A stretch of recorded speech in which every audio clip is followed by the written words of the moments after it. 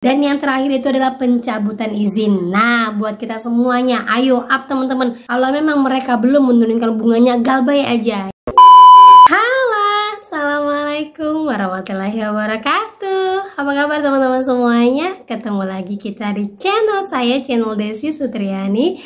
Kali ini kita akan membahas tentang 13 pinjol yang diblokir OJK. Wow, bener nggak ya? Nah, kita akan bahas secara detail. Tapi sebelumnya buat kalian yang baru gabung di channel saya, jangan lupa klik tombol subscribe-nya, nyalakan notifikasi loncengnya agar terus bersama dengan saya. Oke teman-teman, ini dia buat kalian.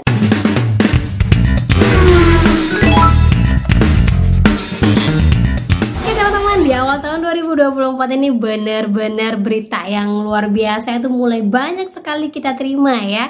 Nah sekarang ini OJK mengumumkan ada 13 pinjol yang sampai detik ini belum menurunkan bunganya, belum juga mau untuk mengikuti peraturan-peraturan yang memang sudah diturunkan sama OJK. Wow. Nah tapi sebelumnya kita lihat dulu berita yang satu ini, yaitu ada sekitar 20 pinjol yang sampai sekarang belum menyetorkan izin usahanya ataupun modal usahanya sebesar 2,5 miliar.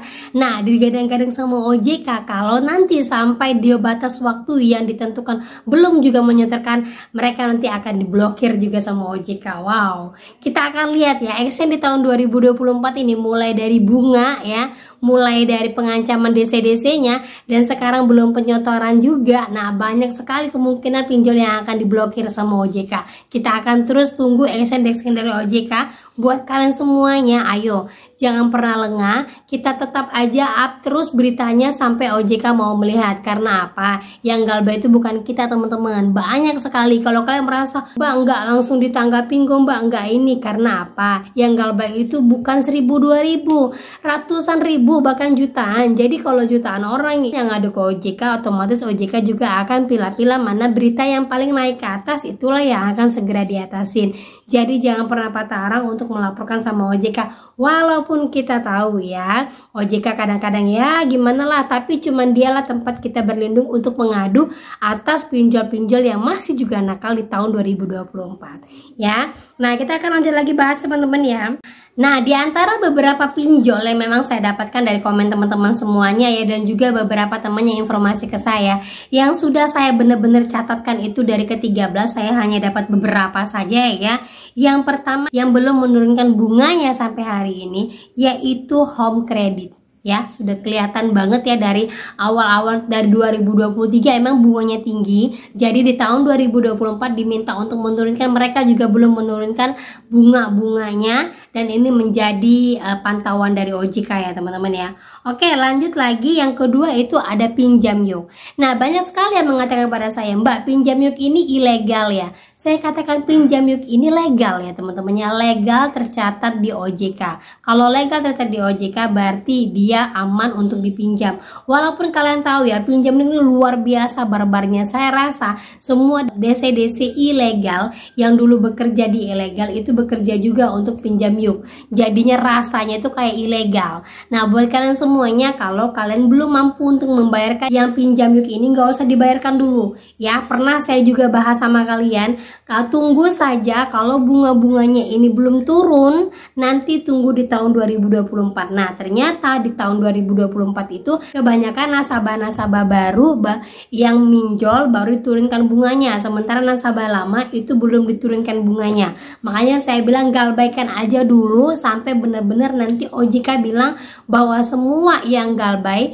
di tahun 2024 bunganya wajib mengikuti peraturan baru dari OJK. Nah, kita akan tunggu lagi action OJK. Karena apa? Semuanya ini serasa jamplang ya teman-teman ya, serasa kayak nggak bener ini. Masa yang dikasih peraturan baru itu hanya yang penghuni-penghuni baru aja atau pemula-pemula baru yang mau galbay, sementara kita yang udah lama berat akan bunga-bunganya itu tidak dapat perhatian. Makanya saya sarankan untuk kalian galbay gitu ya teman-teman ya. Lanjut lagi, yaitu ada Bantu Saku.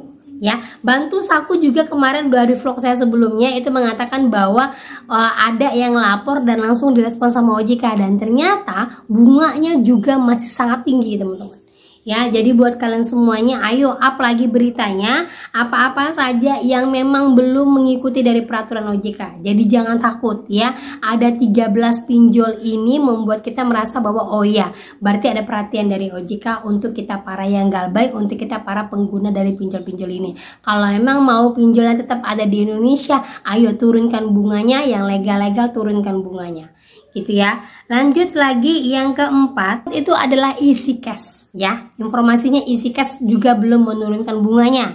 Ya, para pengguna baru juga bilang, "Mbak, kok bunganya gede juga ya?" Nah, buat yang bunganya gede ini kalian misalnya penghuni baru ataupun mau melakukan pinjaman. Kalau dari saya sih ya lanjut aja pinjamannya karena kan kalian minjemnya di tahun 2024. Nah, habis itu kalian tunggu dulu pembayarannya. Kalau nanti mereka belum menurunkan bunganya, sampaikan, "Saya mau bayar hutang saya sampai bunganya mengikuti dari OJK."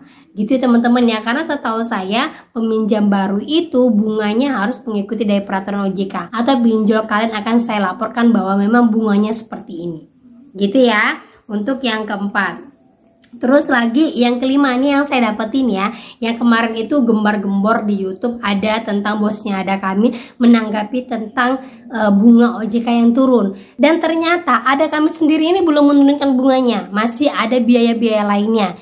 Jadi diminta sama OJK semua pinjol itu wajib transparan ya, karena sudah ada yang namanya UU Perlindungan Konsumen yang baru aja diterbitkan sama OJK yang ini, yang di dalamnya itu terdapat semua pinjol wajib transparan untuk semua bunga-bunga yang dibebankan kepada para nasabahnya.